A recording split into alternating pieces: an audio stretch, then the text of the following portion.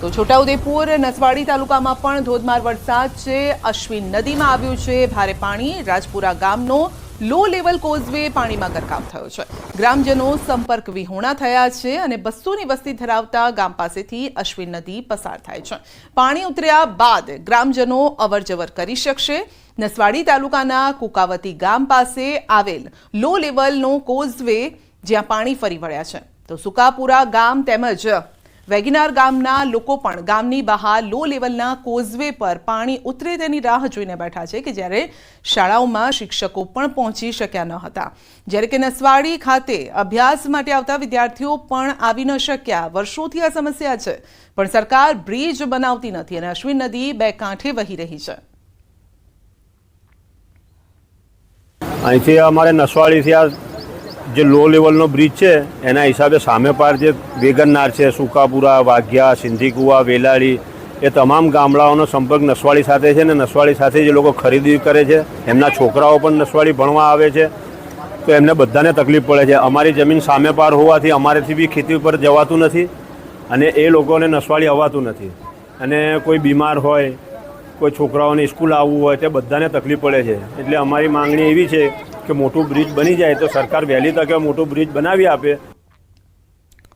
તો થોડા જ વરસાદમાં શું હાલ કર્યા છે આપ જોઈ શકો છો। નદી બે કાંઠે વહી રહી છે, જેના કારણે સામે પાર ગ્રામજનો જઈ શકતા નથી। નસવાડી સાથેનો સંપર્ક ગ્રામજનોનો તૂટી ગયો છે, કારણ કે મોટાભાગના જે ગામ લોકોને વસ્તુ લેવા જવી હોય અથવા તો કોઈ પણ કામ હોય તો સામે કાંઠે જવું પડે છે, પરંતુ ત્યાં બ્રિજ ન હોવાથી આ સમસ્યા સર્જાય છે અને આ સમસ્યા આ વખતની નથી, દર વખતની છે, કારણ કે અહીંયા બ્રિજ જ તંત્રએ નથી બનાવ્યો। રાજકોટના વેજા ગામમાં વીજળી પડી છે ને વીજળી પડવાના દ્રશ્યો કેમેરામાં કેદ થયા છે। રાજકોટ જિલ્લાના ગ્રામ્ય વિસ્તારમાં ધોધમાર વરસાદ પડ્યો છે અને વીજળી પડી છે, જે દ્રશ્યો સામે આવી રહ્યા છે। તો વીજળી પડતા લાઈવ દ્રશ્યો સામે આવ્યા છે, તો કેમેરામાં કેદ થયા છે આ દ્રશ્યો। આપ જોઈ શકો છો કે વીજળીનો પાવર કેટલો જોરદાર છે। તો સમગ્ર પાલીતાણામાં પણ શિહોર સહિત તાલુકામાં ધોધમાર વરસાદ છે। પંથકના ગામોમાં વીજળીના કડાકા ભડાકા સાથે જોરદાર વરસાદ વરસ્યો હતો અને અહીંયા પણ આપ જોઈ શકો છો કે વીજળી લાઈવ વીજળી પડતી હોય તે પ્રકારના દ્રશ્યો પણ સામે આવ્યા છે। પાલીતાણામાં શક્તિનગર વિસ્તારમાં વીજળી પડી ઘટનામાં જો કે કોઈ જાનહાનિ નથી થઈ, પરંતુ વરસાદી સિઝનમાં લોકોને સાચવવાની પણ અપીલ કરી રહ્યું છે ન્યૂઝ 18 ગુજરાતી, કારણ કે ચોમાસુ સિઝનમાં વીજળી પડવાના કારણે લોકોના મોત થતા હોય છે। આ પ્રકારની ઘટનાઓ પણ સામે આવતી હોય છે। તો ભાવનગરના પાલીતાણામાં પડેલા વરસાદમાં વીરપુર ગામમાં વીજળી પડી। વીરપુર ગામે વીજપોલ પર વીજળી પડતા દ્રશ્યો કેમેરામાં કેદ થયા। ભારે પવન અને વરસાદમાં પાલીતાણાના વીરપુર ગામે વીજપોલ પડી ગયો, વીજળી પડી હતી। તો વીરપુર વીજપોલ પડતા હોય તેવા દ્રશ્યો પણ સામે આવ્યા છે, સોશિયલ મીડિયામાં વાયરલ થયો છે। તો 3 દ્રશ્યો આપ જોઈ રહ્યા છો, વીજળી કેમેરામાં કેદ થઈ છે। રાજકોટ, સિહોર અને પાલીતાણાના આ દ્રશ્યો છે।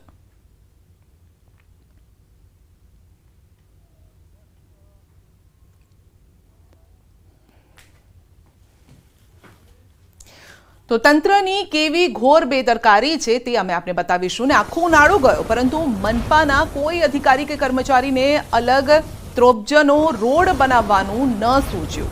હવે જ્યારે વરસાદી માહોલ છે અને ત્યારે જ શહેરમાં વરસાદ વરસી રહ્યો છે, ત્યારે અચાનક જ તંત્રને રોડ બનાવવાનું યાદ આવ્યું છે અને આ દ્રશ્યો કદાચ કોઈએ પહેલી વાર જોયા હશે કે ચાલુ વરસાદમાં રોડ બનાવવાની કામગીરી થતી હોય। એવું કહેવાય છે કે પાણી અને ડામરને જરા પણ નથી બનતું, હવે વરસાદમાં રોડ બને તો કેવો બનશે આપ સમજી શકો છો। ભારે વરસાદ આવે તો આ રોડ પણ ધોવાઈ જાય। તંત્રના ચોપડે શું દેખાશે કે અલંગ ત્રાપજનો રોડ હમણાં જ બનાવ્યો છે। મનપાના તંત્રએ કરેલા બુદ્ધિના પ્રદર્શનને લોકો પણ ટકોર કરી રહ્યા છે કે આ રોડ કેટલો ટકશે।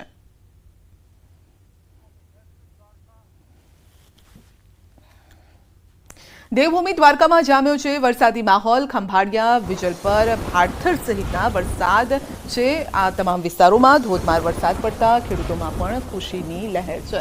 ભારે પવન સાથે વરસાદ પડતા વૃક્ષો અને વીજપોલ ધરાશાયી થવાની પણ ઘટના સામે આવી છે। ત્યારે ખેડૂતો કહી રહ્યા છે કે અગાઉ કેટલાક ગામોમાં ખેડૂતોએ વાવણી કરી હતી। વાવણી બાદ પ્રથમ સારો વરસાદ થતા મગફળીના કપાસ સહિતના પાકને નવું જીવન મળ્યું છે।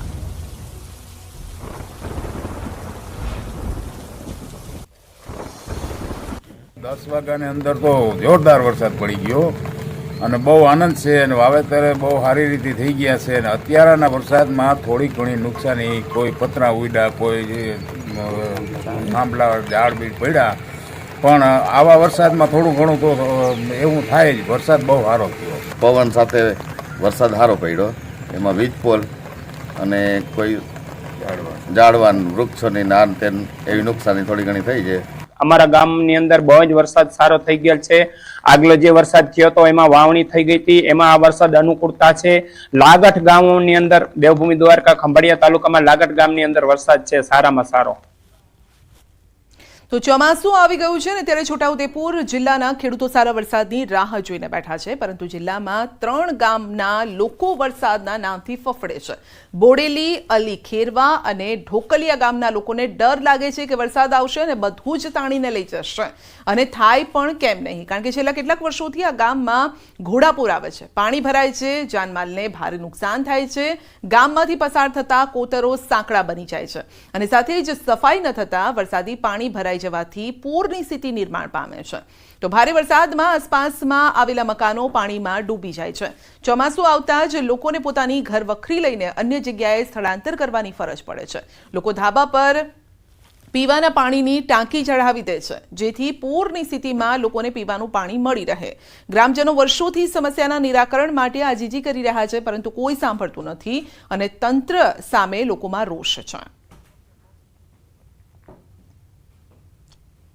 આવ્યું ને તો બહુ તોડી તાળી બધું મારું તણાઈ ગયું। આ બધું કશું ના બનાવેલું લખાઈ જ જા, તમારું આવવાનું કર્યાલશું એવું કઈ લખી જ જા, તને એ લખી જ જા, કોઈ જોવા કે કોઈ કહેવાય નહીં આવતા। બોલો તો કચકડું મેં માંગી લાવી ને ગામે માંગી લાવીને કચકડું લાખ્યું। જો પેલું જો હેલું રહ્યું, જો ઘર આ મકાન બીક લાગે, ઊંઘ નહીં આવતી, આખી રાત બેહી રહ્યા અમે, આખી રાત બેહી રહ્યા, બધું તણાઈ ગયું, પતરા બતરા બધું તણાઈ ગયું। જો પેલું ઘર પડી જાય, પરજુ નહીં બનાવતા।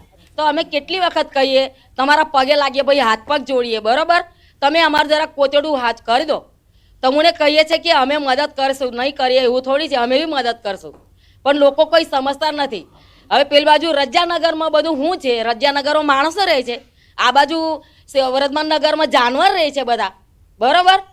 તો પછી અમને કેટલી વખત કહેવાનું, અમને શરમ લાગે છે કહેતે બી અને બોલતે બી। પાણી જબરદસ્ત પાણી આવે છે, પાણીની વ્યવસ્થા અમે કરી લઈએ છીએ, પણ તમે કમસે કમ સુધારો તો કરો, આ કોતેડાનો સુધારો કરો એમ।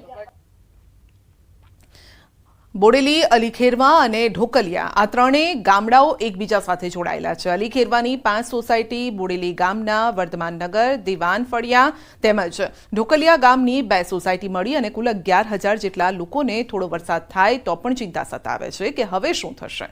દર ચોમાસે આ સમસ્યા સામે આવીને ઊભી રહે છે। 2 વર્ષ પહેલા પડેલા ભારે વરસાદમાં આ વિસ્તારોમાં તમામ મકાનો પાણીમાં ડૂબી ગયા હતા, ઘર વખરી અને પશુઓ તણાઈ ગયા હતા અને લોકો જીવ બચાવવા 24 કલાકથી વધુ સમયથી ધાબા પર બેઠા હતા।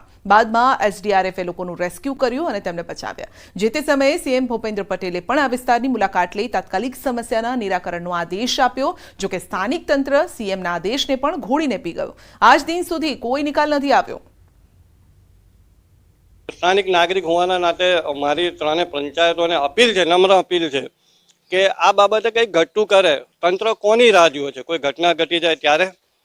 આજથી 2 વર્ષ પહેલાં જ્યારે અતિવૃષ્ટિ થઈ હતી, પાણી ભરાયું હતું, ત્યારે લોકોના એક માળ ડૂબી ગયા હતા, નાવડીઓની અંદર રેસ્ક્યુ કરવામાં આવ્યા હતા, અને અમે લોકો સ્કૂલોમાં, ધાબા પર લોકોના ઘરે નિરાશ્રિત થઈને પડ્યા હતા। 24 કલાક સુધી ખાધા પીધા વગર પણ કેટલાય લોકો રહ્યા। કોઈકના બકરા જતા રહ્યા, કોઈની ઘર વકરી જતી રહી, કોઈનું ફ્રીજ જતું રહ્યું, ઘણું બધું આર્થિક નુકસાન પણ જે તે સમયે ભોગવવામાં આવ્યું છે। તો આ તંત્ર અમારી બાજુ આ બાબતે પૂરતું ધ્યાન આપે। અમે પણ આ દેશના, ગુજરાતના, આ ગામના નાગરિક છીએ। અમારી બી માંગણી છે કે સરકાર અમારી બાજુ પણ ધ્યાન દે। સામાન્ય વરસાદમાં જ આ વિસ્તારમાં પાણી ભરાઈ જાય છે અને લોકોના શ્વાસ અદ્ધર થઈ જાય છે. વરસાદ વિરામ લે ત્યારે જ વર્ધમાનનગર, દિવાન ફળિયા, ઢોકલિયા વિસ્તારમાં રહેતા લોકોને હાશકારો થાય છે.